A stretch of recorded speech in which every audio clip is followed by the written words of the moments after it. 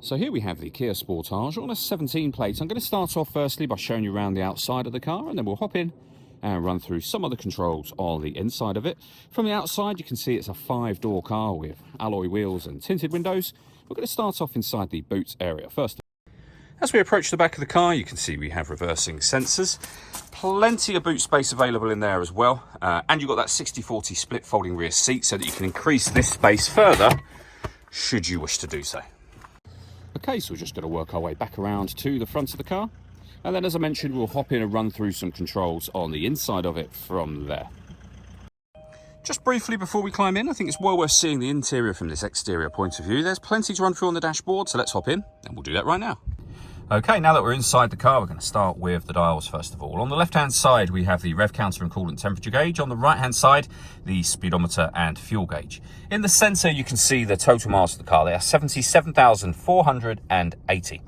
We have the digital readout for the speedometer above that. You can change that information for various bits of driving data. There are other menus available to you as well. You can see me cycling through those now. If we back out to the steering wheel, the buttons I was just using are here. We have our cruise control over that side as well. Stereo and phone controls all on the left-hand side. And in the center, the touchscreen itself. So, when it comes to radio, we have FM, AM and DAB. If you want to listen to your own music, press the media button.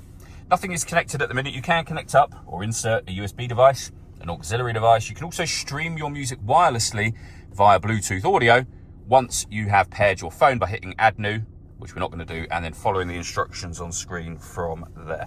We've also got our settings menu, and if I put the vehicle into reverse, a full colour reversing camera as well.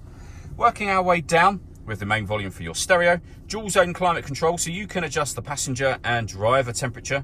You can increase and decrease the fan speed. You can determine where you'd like the air distributed. That's your air conditioning off. Back on again. You can recirculate the air that's in the car. That's a great way of heating it up or cooling it down quickly. Depending on the temperatures you've set, of course. And when you adjust the temperature, you will see the temperatures for passenger and driver on the screen so that you know what temperature you've set. You can hit auto if you wish to. The car will take full control to maintain those temperatures. You can see it's taking control of the direction of the air and the fan speed. Any manual adjustment will override that and allow you to put it back on your own settings. We have a heated driver's seat with 3 different heat settings. Same for the passenger side.